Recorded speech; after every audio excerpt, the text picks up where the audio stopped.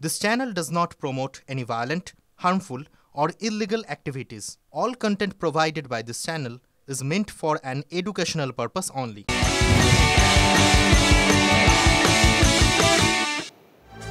একুশে জুলাইয়ের মঞ্চ থেকে সংগঠনে যে রদবদল আসন্ন তার ইঙ্গিতটা দিয়েছিলেন অভিষেক বন্দ্যোপাধ্যায়, কিন্তু কোন পথে হবে রদবদল, কোপ পড়বে কাদের ঘাড়ে? সূত্রের খবর, শাসক দলের সংগঠনে বদল হতে পারে নরমে গরমে। বদলের ফর্মুলা নিয়ে অবশ্য জোরদার কাটাছেঁড়া চলছে তৃণমূলের অন্দরে।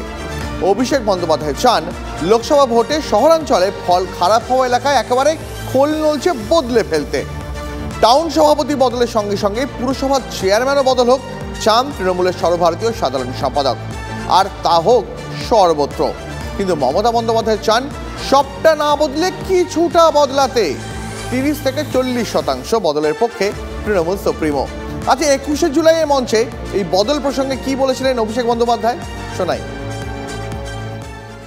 আমি এই যে 1-1.5 মাস কোনো রাজনৈতিক কর্মসূচিতে আপনারা আমাকে দেখেননি, তার কারণ পর্যালোচনার কাজে আমি ব্যস্ত ছিলাম। আগামী 3 মাসের মধ্যে এর ফল আপনারা দেখবেন। 3 মাসের মধ্যে আমি পুরসভার কাউন্সিলরের টিকিট পাবো, আমার ওয়ার্ড থেকে আমি জিতবো, আর লোকসভা বিধানসভায় দল প্রত্যাশিত আর আশানুরূপ ফল করবে না, আপনার বিরুদ্ধে দল ব্যবস্থা নেবে, যত বড় নেতার ছত্রছায়ায় আপনি থাকুন। সহকর্মী প্রদীপ্ত রয়েছেন আমাদের সঙ্গে, প্রদীপ্তের সঙ্গে সরাসরি কথা বলবো। প্রদীপ্ত, এই তৃণমূলের মধ্যে যে রদবদলের যে ইঙ্গিতটা মিলেছে, সেই রদবদলের ফর্মুলা কি হতে চলেছে বলে আপাতত মনে হচ্ছে?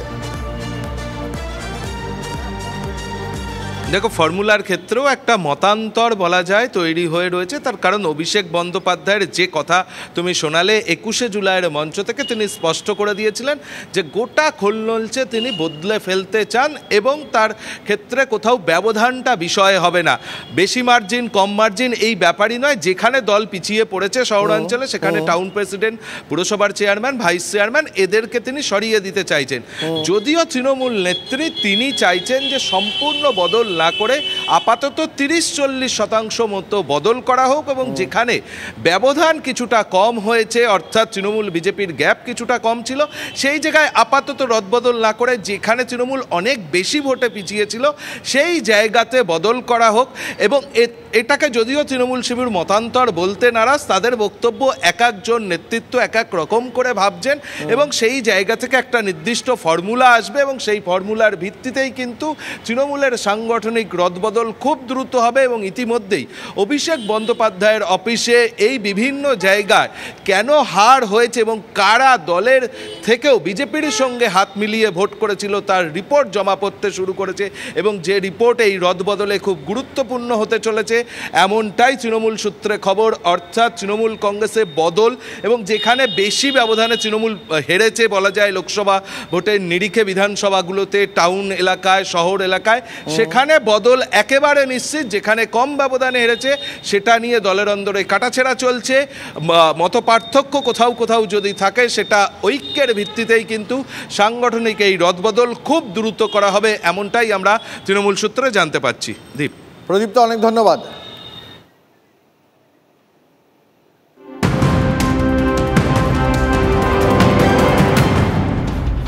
প্রায় 5 ঘন্টা পর অবরোধ উঠল ডায়মন্ড হারবার মগরাহাটে। রেল কর্তৃপক্ষের সঠিক সময় ট্রেন চলাচলের আশ্বাসে অবশেষে উঠল অবরোধ। আপনারা জানেন, আজ সকাল থেকেই ডায়মন্ড হারবার স্টেশনে অবরোধ করেছিলেন রেল যাত্রীরা।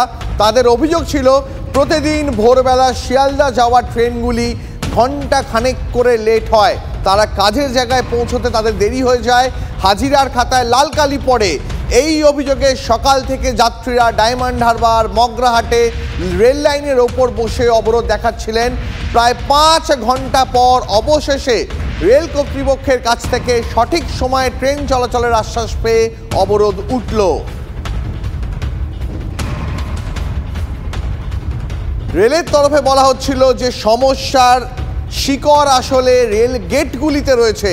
রেল গেটগুলি সবসময় বন্ধ করা যায় না ঠিক সময়, তাই একের পর এক ট্রেন দাঁড়িয়ে যায়। কিন্তু এই যুক্তি মানতে নারাজ ছিলেন নিত্যযাত্রীরা।